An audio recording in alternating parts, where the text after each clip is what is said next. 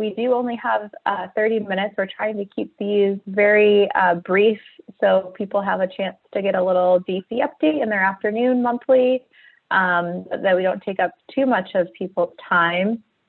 So I'm going to go ahead and kick us off and introduce Megan. I mentioned earlier on in the call that we're hoping that these meetings can be very interactive.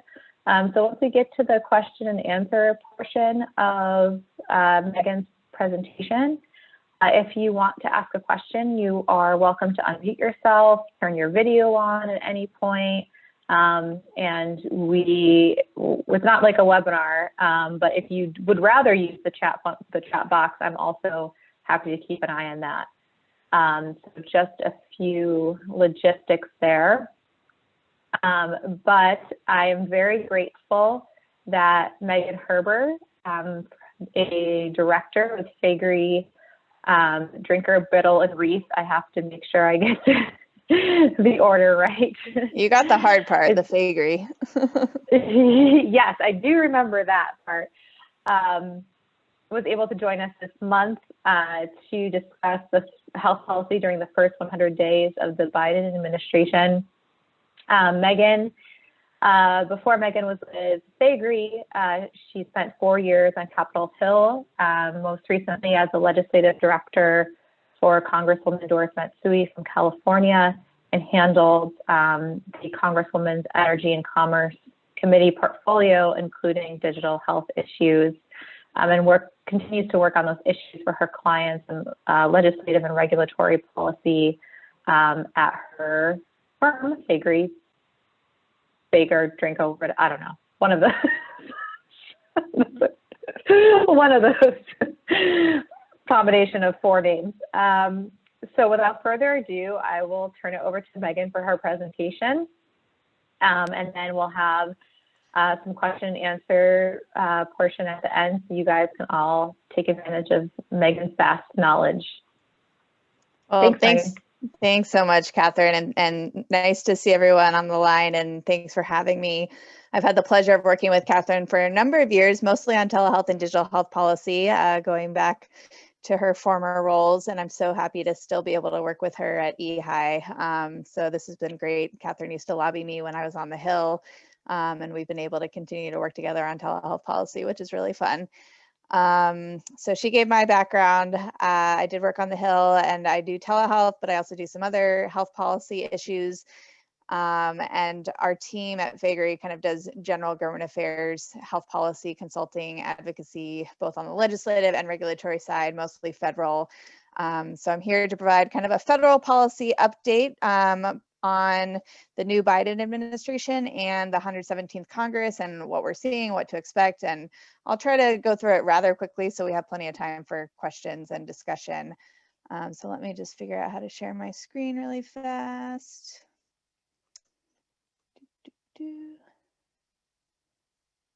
Oh, Catherine, I don't know if I see a share button. Oh, hold on, let me. Oh, there it is. Got it. Oh, you got it? Okay. Okay, can you see that? Yep. Great. And if I can figure out how to advance. Okay, so that's me and my contact information. Happy to follow up afterwards as well if anyone has questions, but want to talk about, like I said, 117th Congress, Biden, and then a little bit on healthcare and telehealth policy outlook. So this election, as our presentations are a little bit different this year because I think unlike other years and other elections, everybody is following this one pretty closely. So I think you all know already how it turned out, both at the presidential level, but then also with the House and the Senate. But just a brief refresher. So prior to the November election, Democrats had control of the House, and after the election, so this Congress that just started in January, they still maintain control of the House, but actually by a much slimmer majority. So Nancy Pelosi, Speaker Pelosi, can only actually really lose a few Democratic votes on any party line decisions. So that has an impact on overall policy making in the Congress. And then I think everyone also has been following the Senate really closely, maybe more closely than normal, and knows that as a result of the 2 runoff elections in Georgia, which happened in January, the Senate is now exact 50-50 split, which gives Vice President Harris the deciding vote in a tie, and it gives the Democrats the slimmest of slim majorities. And that, of course, is a switch. Republicans held the Senate last Congress, and now Democrats hold it. It took a few weeks. It took a little while after those January elections shook out, and the 2 Georgia senators, as well as the new California senator who replaced Vice President Harris, Senator Padilla, to be sworn in. It took a few weeks for the leadership, McConnell and Schumer, to kind of negotiate what the power sharing arrangement looks like in the Senate. There's not necessarily specific rules around what happens when you have a 50-50 Senate. But the last time this happened was about 20 years ago, and they did have the party with the slight majority kind of take the lead on agenda setting, which really has the biggest impact, I think, on the floor, of course, and then also on committees. So committees have been determined to kind of be equal in terms of membership, which does have an impact on how hearings run and votes and things like that. But Democrats control the schedule. So that is all finally pretty much settled, and that's where we stand. So it's been a little bit of a slow start to this Congress as the Senate has figured itself out a little bit later than normal. And then, of course, everyone knows that the Trump administration is out and the Biden administration is in, leaving us all blue in the House, Senate, and the White House, but not quite by a blue wave as some might have expected pre-November. So I'll just talk a little bit about what that means as well. So I mentioned committees. So these are the main committees with jurisdiction over healthcare. So we've got Senate Help and Senate Finance. Of note here, on the Democratic side, all the leadership on both the House and Senate committees is remaining the same. So Patty Murray of Washington and Ron Wyden of Oregon are both running Help and Finance respectively on the Senate side. And then Republicans have new leadership, either due to retirements or term limits and changes. So those have finally also been decided. The Help and Finance Republicans were kind of just determined in terms of their leaders and then in terms of new members to replace members who left. So for Senate Help, Richard Burr from North Carolina is now the Republican ranking member, and Mike Crapo from Idaho is now Finance. And then skipping down to the House, the 2 committees, which if you don't work on the Hill a lot, the names of the committees may not sound like they have healthcare jurisdiction, but these 2 committees share Medicare jurisdiction, and House Energy and Commerce does a lot more on the public health side, and FDA, Ways and Means does tax, including health-related taxes, but those are the 2 committees that handle healthcare. So Frank Pallone from New Jersey remaining in charge of E&C, and Kathy McMorris Rogers replaces Greg Walden, who retired. So she's, not new to the committee, but new as the ranking member, and so she's bringing in her own new staff, and there's kind of a shakeup there. And then Ways and Means is the only committee that's remaining the same as it was last Congress, with Richie Neal and Kevin Brady at the helm. So a little bit about the Biden administration. The first 100 days have already kicked off. I started giving this presentation a little bit before Biden was inaugurated, but these are kind of all the challenges and the things that he has to face in the first 100 days. Of course, he's got to fill his cabinet. National security positions have mostly been filled, but we just heard today that Javier Becerra, the current Attorney General in California, who he nominated as the HHS Secretary, will have his first nomination hearing a week from today in the Senate Help Committee. So it's expected that he'll do his nomination hearing in Help, and then he'll do a nomination hearing in Finance, and then Finance has to approve him and confirm him. A lot of the hearings that we've seen thus far for Biden nominees have been somewhat bipartisan, which has been encouraging and wasn't necessarily going to be the case, especially depending on the control of the Senate. The Democratic control of the Senate certainly paves an easier path for Biden appointees. But Secretary nominee Becerra kind of faces a more difficult path than some other nominees. He has a somewhat partisan background. He's less of a health policy wonk and more of a politician. He previously served in the House and led the House Democratic Caucus before he went back to California as the AG. And then as AG, he's been a leader on the lawsuit related to Obamacare, in support of Obamacare. He's also done a lot on abortion access and healthcare rights and other rights for immigrants. So hot button issues that Republican senators are expected to push him on and question him on and potentially vote against his nomination.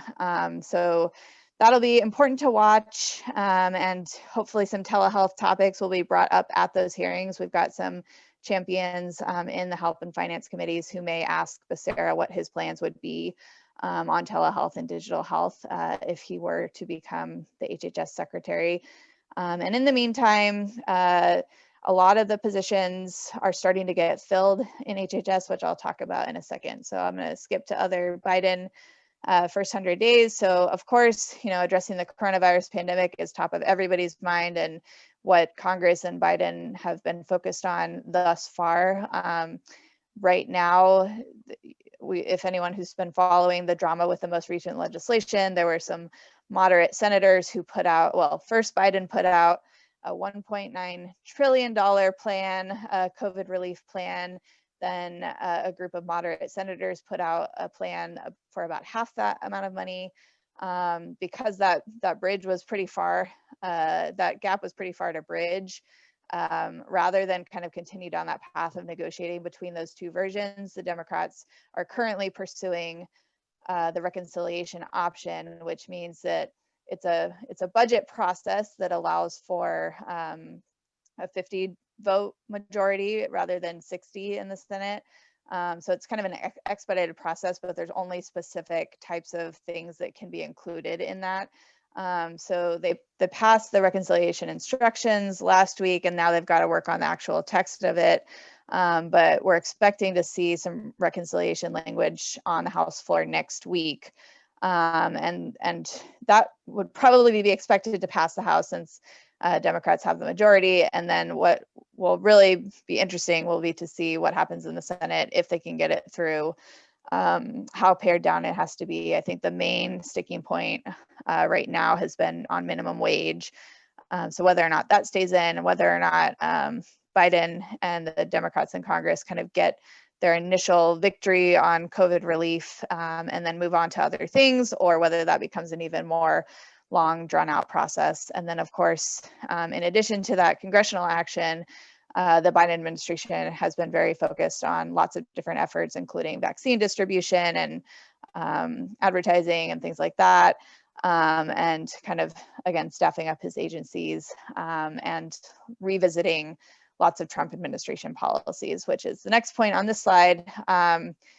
Biden, as expected with any presidential transition, usually the incoming president will put a pause on all the activities and regulations that are pending from the previous administration. So Biden did do that. He's also worked pretty swiftly to reverse things that he knows he disagrees with, a lot of kind of environmental related things and some on immigration. But there will be other policies, especially in the healthcare arena, where it'll take some more careful review. So basically what they do is say, okay, everybody pencils down, stop. Let's go back and look at either rules that were recently finalized or rules that are still in the proposal stage and see if we agree, see if we need to make any updates. If the rule is already finalized, they would either have to pursue a new rule, go through the whole regulatory process, or potentially the Congressional Review Act, where Congress can come in and reverse policies made late in the previous administration. So that will continue to be top of mind, I think, for the Biden administration. And then, of course, lastly, Biden will continue to work with Congress on other legislative priorities, of which there are many. So just a quick highlight of COVID priorities. I kind of already talked about a little bit, but of course, vaccination, and then having more of a national strategy. The Trump administration was definitely leaning very heavily on states and localities for everything related to COVID.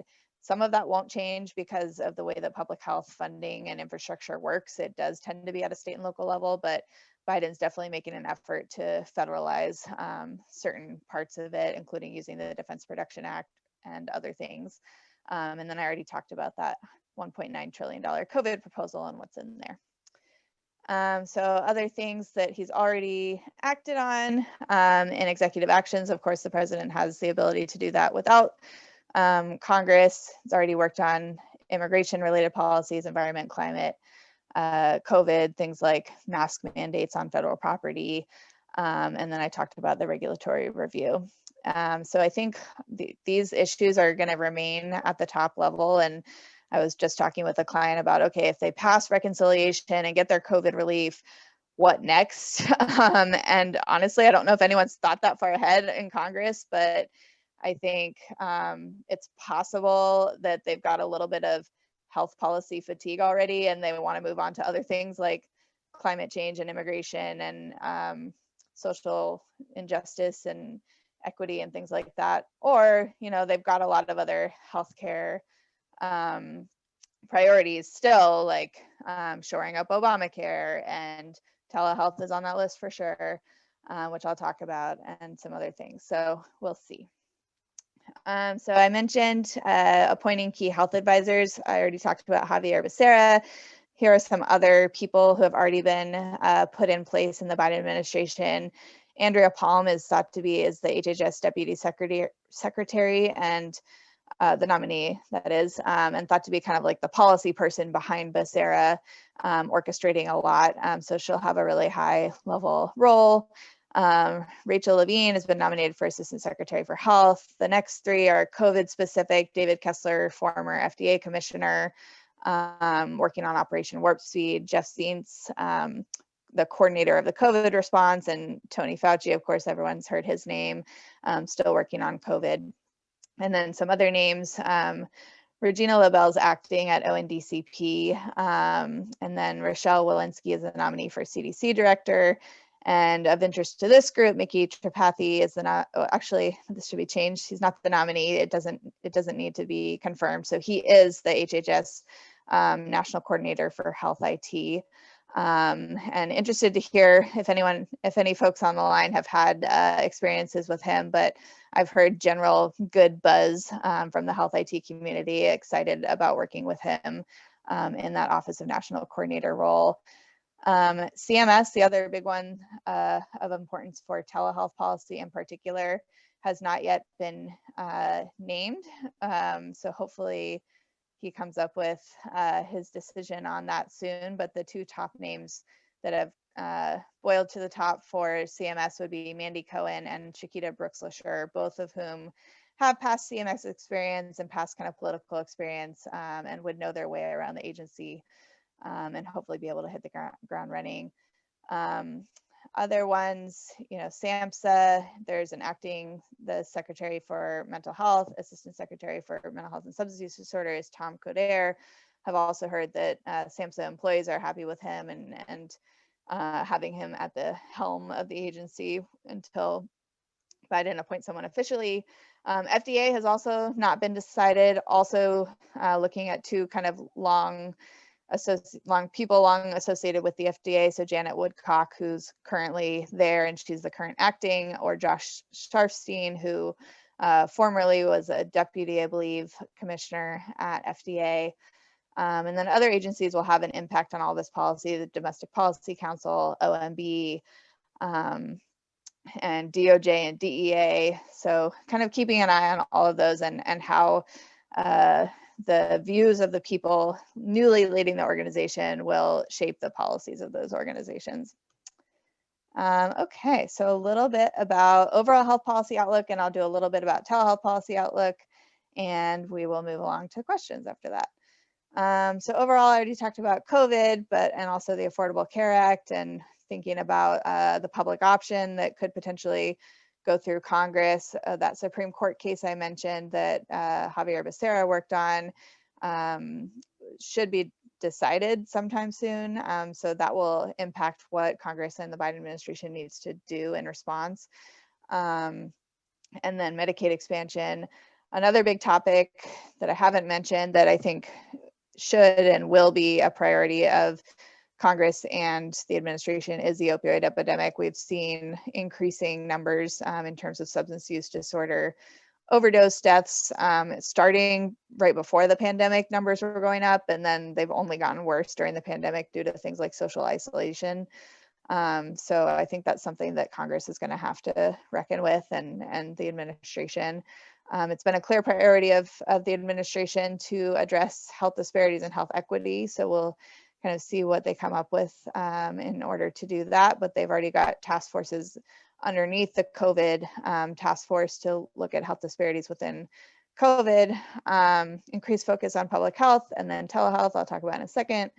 And other issues like maternal health will be interesting as well. So telehealth. I just threw together a few slides on this since I think you all are pretty aware of what's going on with telehealth, but then happy to dive deeper in a conversation. But just a quick overview, pre-pandemic on the federal side. So generally when I talk about telehealth policy, when I talk about federal, it's mostly Medicare, just because Medicaid is state by state. Private insurance, commercial insurance coverage is also plan by plan and regulated more at the state level. So really when we're talking about federal policy, the biggest bucket is Medicare, with some policies also governed by the DEA, which I'll mention in a second. But as you might know, prior to the pandemic, Medicare coverage of a synchronous telehealth visit was very limited. It was limited to the patient being in a very specific geographic originating site that was usually not their home. It was some sort of facility, and it was only specific in specific rural geographic areas, and it was only specific providers and only specific services, so very limited, and something that the telehealth community has been advocating to expand access to for a long time. Remote patient monitoring was kind of on its way already a little bit. CMS had been considering RPM outside of the 1834M, that very limited geographic originating site, in its most recent few years of physician fee schedule in particular. So it had been developing, but I think got a little kickstart as well during the pandemic. Same with Medicare Advantage. Congress did pass policy to allow Medicare Advantage essentially to cover telehealth, even if it's not covered in fee-for-service, which it mostly wasn't. So that access has only been in recent years, a little bit pre-pandemic, but just kind of starting out in terms of MA really robustly covering telehealth services. A little bit of activity in alternative payment models and accountable care organizations, although maybe not as much as I'd like to see. Other policies that have been affected that are outside the Medicare program, the DEA under the Ryan Haidt law restricts telehealth for prescribing of controlled substances remotely using telehealth. And pre-pandemic, similar to Medicare, there were very heavy restrictions on where the patient could be when they were having that video visit with the prescriber who is DEA registered. The place where the patient was also had to jump through a bunch of hoops, which was very, very limiting. And of course, there's HIPAA laws that talk about privacy and security of platforms and things like that. We're all in place. And then licensing, for the most part, is done at the state level when we're talking about medical, nursing, pharmacists, other clinician licensing, usually done at the state level, which I know telehealth advocates and organizations have had issues with, because then you have to go get licenses in every state where you want to practice. So all of that has been visited and revisited and somewhat lifted during the COVID pandemic, during the length of the public health emergency. So Congress gave the agencies the authority to do, essentially to do whatever they need to do during the public health emergency. And the agencies have really acted on that. So both CMS on the Medicare side and DEA on that controlled substances prescribing, even the HIPAA rules have been relaxed. Licensing still being done at the state level, but federal HHS and Congress have kind of encouraged states to allow flexibility there as well. So we've seen a lot of flexibilities during the pandemic, but what happens after the pandemic? Almost all of those policies are tied specifically to the public health emergency, with one or two small exceptions. And some of them could actually be fixed by the agencies themselves, but some of the big ones cannot without Congress acting before the public health emergency expires.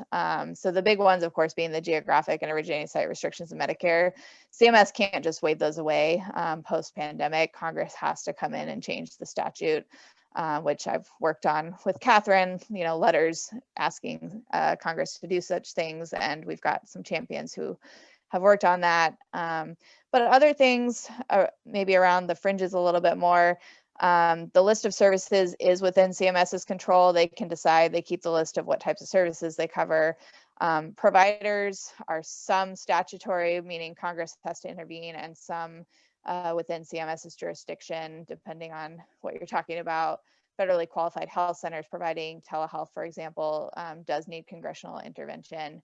Audio only, same thing. In some policies, CMS has some wiggle room. In other places, Congress really needs to intervene. On the risk adjustment side, that is within CMS's jurisdiction, which I can talk more about that if anyone is interested in that. The DEA piece that I've been mentioning, a lot of that is within DEA's jurisdiction to loosen permanently, much more than they have in the past. So there's a positive outlook on that if we can get them to act, which I've also worked on some advocacy on that. So just really quickly, what is Congress considering? Like I said, Catherine's organization and the ATA, who I work with, have pushed Congress to look at these things and say, before the public health emergency expires, we've got to make some of these things permanent, because a lot of these restrictions just don't make any common sense. And now that people have been practicing telehealth, taking it away just doesn't make any sense. So there are a number of pieces of legislation out there. There's been a lot of excitement. Obviously, everything's gone virtual during the pandemic, and a lot of new patient populations and new providers have been able to embrace telehealth in a way that they never did before, which is really exciting. So we have been seeing a lot more patient advocacy organizations getting interested, which I think will help. So members of Congress are excited, but I think our pathway is not completely paved there. We've seen challenges particularly with the committees of jurisdiction that I mentioned, having some more traditional views of telehealth and thinking, well, if we open up reimbursement for telehealth, is it going to result in all this overutilization? Is it going to open up the ability for more fraud? And things like that, and traditional kind of concerns that Congress has had for a long time. We haven't quite pervaded that yet. So we're hoping that the data collected during the pandemic can help with that, to show, like, look, the sky hasn't fallen. Yes, fraud still exists, but it exists all over in, across the healthcare industry. And most of the fraud we've seen is just traditional healthcare fraud. It has nothing to do with the fact that it's delivered remotely. And on overutilization, for the most part, providers just want to give their patients care, and there are ways to make sure that if you're allowing them to deliver remote care, they should be able to do that the same way they do in person, and not just bill services to bill services. So we'll see, but there's a lot of hope out there and a lot of pressure, and we're hoping to work on it. I would say my final comment on that is that I think there's a lot of momentum from groups and from individual members of Congress, but at this point, Congress hasn't had much of an appetite to address this permanently, because of course they're focused on temporary and immediate COVID relief. But I think Congress likes to legislate against a deadline. So it's quite possible that we won't see real action until closer to the end of the public health emergency. So with that, I will end it. I included a couple of links to some resources here on our website, but happy to answer any questions if I left any time to do so. Well, I will open it up if folks want to turn on their videos and unmute and ask Megan any questions. Hi, Greg. Hey, Greg. I was going to say, do I get to go first since I turned my video on? Yes. Hey everybody, it's Greg Carey from Athena Health. Megan, thanks for joining and nice to see you. One of the things that you mentioned, I think a little bit in the kind of other policy issue buckets is data privacy.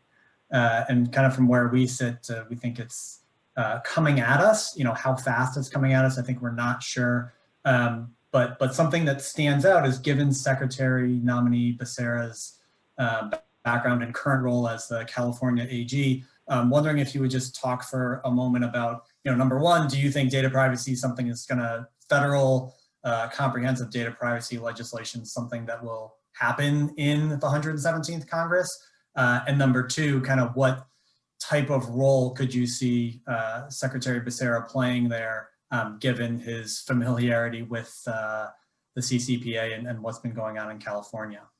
Yeah, really good question. I think, yes, it's been a very hot topic over the past couple of years, and I think that's not going away. There's lots of congressional concern about overall just kind of like what happens on the internet, whether it's election interference or other things. And I think there's increasing attention to consumer data privacy. Of course, we've seen from the previous CMS a big interest in sharing consumer data, right? And I think that the ONC and CMS will kind of continue down that path in terms of increasing interoperability and wanting to work on information blocking and things like that. And in fact, our friend Ariel from the finance staff who helped write that provision when she was in ENC from 21st Century Cures just moved over to HHS, so actually to CMS. So I think there'll be continued attention on all those topics, yes. And I know I've done some work on things like illegal online drug sales and trying to prevent that, and just with increasing COVID scams and the opioid epidemic and like all of these things converging, I think that data privacy will continue to be a hot topic, both in the healthcare space and then outside the healthcare space. So to your point, yeah, I think Javier Becerra can probably help bridge that gap, since he will be doing healthcare, but can kind of come at it from a broader perspective as well. So yes, I think it'll continue to come up, and it's not an area that I'm the most expert in, but I've definitely seen it with clients and with other folks who work on those policies, and I think it's not going away. Cool, thanks. Yeah, thanks, Megan. That's a great tee up for me to direct everyone on the call, if you haven't had a chance to read our recently released final consumer privacy framework for health data that we put out with the Center for Democracy and Technology last week. Go take a look at that. We're hoping that helps inform some of the conversation at the federal level around data privacy this year. Are there any other questions that folks have? You want to pop on your video, put them in the chat box, turn on your microphone. Well, I'll just ask one last question before I let everybody go. Megan, you mentioned that we've just recently started to see, I think this morning, some familiar friends and faces being announced that they're going over to HHS and CMS. You mentioned Ariel. I also saw Kimberly Espinoza went over to the HHS Leg Affairs office, and she was with Energy and Commerce Committee and also with now Senator Ben Ray Lujan for a number of years. But we've also seen a lot of the COVID response concentrated at the White House right now. What do you think that impact has on HHS's role? And do you think that a lot of those functions are going to transition back to HHS as hopefully the vaccine starts to stem the tide of the pandemic? Yeah, that's a good question. I mean, so the CDC director didn't actually have to be confirmed, so she's in place. So I would think that she starts taking on more of a leadership role. I would imagine that they keep the task force going strong, just because it's such a, it's not a narrow issue, but such a targeted thing that requires kind of full attention. So I would guess that they keep the task force running and kind of do it in conjunction with HHS and with CDC. So I do see that kind of sucking a lot of time, but potentially now that more and more staff are getting filled and nominees are getting filled, hopefully there's some room also for attention to other issues, because they've got a lot of priorities, and maybe having the task force just helps keep some of that there so that they can focus on other longstanding things as well. Mm-hmm. And one last question that came in through the chat box. Have we heard any rumors on a new CMMI director?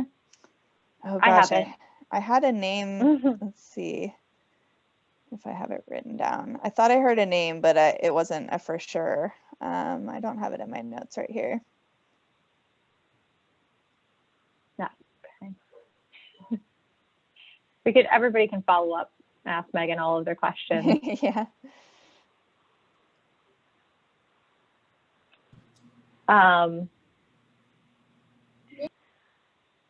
Okay.